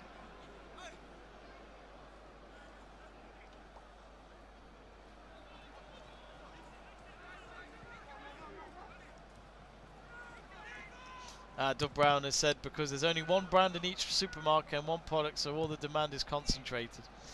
Yep, that makes sense. I don't like bananas. When I eat a banana, it's quite nice, but then it gets all mushy in your mouth and then it's just horrible. I can't get into it. Bananas are good for you, of course, but like I don't like it. Apologies if I've been rude about that. I just don't like bananas. Apples any day of the week, grapes any day of the week, just not bananas. So easy to eat junk food though, isn't it? Especially in supermarkets. Literally have aisles just dedicated to crap. Sugar, crisps, biscuits, but it's so good to eat. Back with the game. Minute and a half remaining. PSV, I think, have probably run out of time to find 2 goals. Here come Feyenoord. It's with Ryman. Now Diemers. Now Haps. Oh, instead loses the possession and the ball slowly rolls out for a PSV goal kick.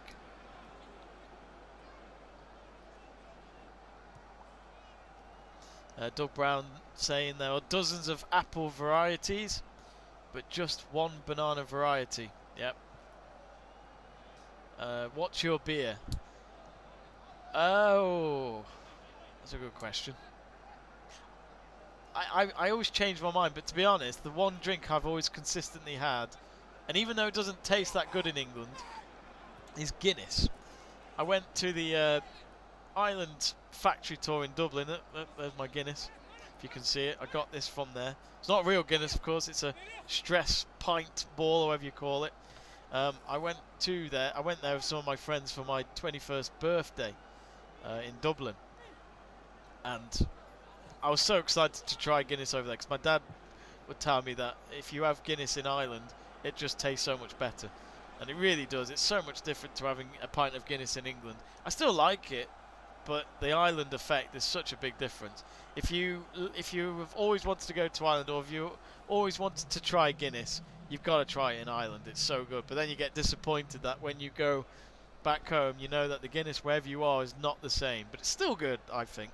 3 minutes of added time announced by the 4th official. You can't see it happening now, PSV. I think sadly they conceded too many goals in that first half. Feyenoord got the job done before half-time. Thanks to all those who have been watching this stream, really appreciated, and many thanks to those who have interacted with me on the live chat page. Don't forget to subscribe to Let's Talk Sport, and maybe in just over an hour's time we might have a live watch-along with our friend Joe Stanley for West Ham United versus Liverpool. We don't know yet, he's still trying out the software we use to stream our watch-alongs, so hopefully he can. If not, he will do it soon. And here come Feyenoord. Could it be 2? Could it be 4-1? Sorry, oh dear.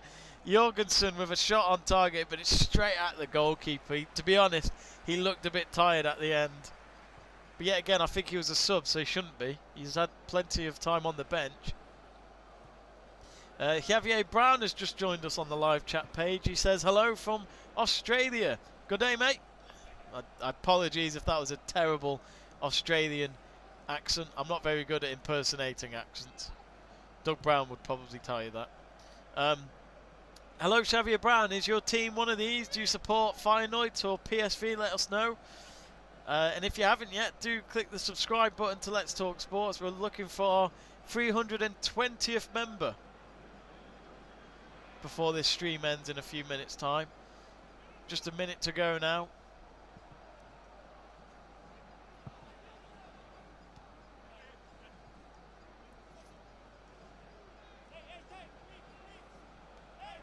And PSV trying to get the possession back. Feyenoord will just pass it around and just keep the ball well away from their opponents.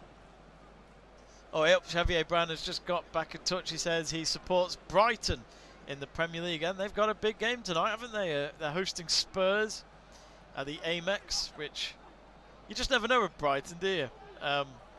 When they're at home, they could get some good results. As a United fan, I know that because you beat us twice, I think, at your ground when you came back to the Prem.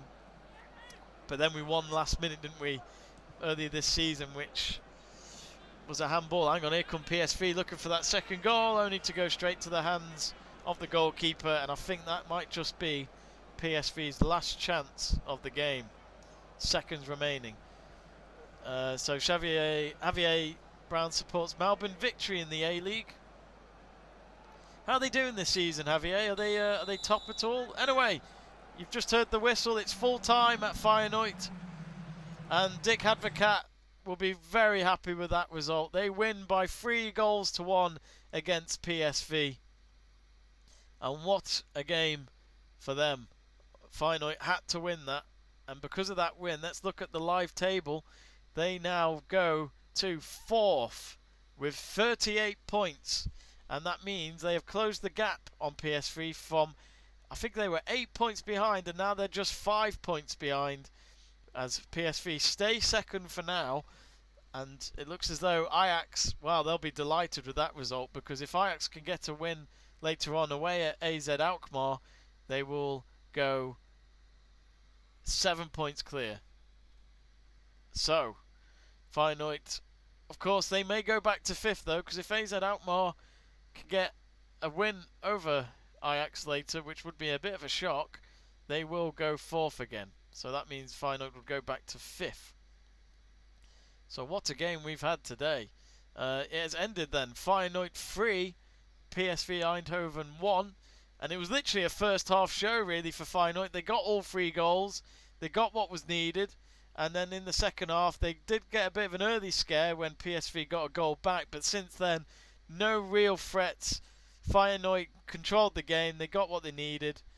Okay, possession-wise they didn't control the game, but they got what they needed at the end, and they win by 3-1. The goal scorers for Feyenoord coming from Mark Diemers in the 7th minute, Steven Berghuis in the 25th minute, and then Brian Linson just minutes before half-time pretty much sealed the deal before the half-time break. And then it was Abraham Sangaré for PSV who scored 11 minutes into the second half, but it was just a consolation goal at the end. So anyway, my thanks to everyone for watching. If you've enjoyed this live watch along, don't forget to subscribe to Let's Talk Sport, as of course we're about to reach 320 subscribers, so do give this video a like, and of course subscribe to Let's Talk Sport. My thanks to everyone who interacted in the live chat page as well, and we will see you very soon on Let's Talk Sport.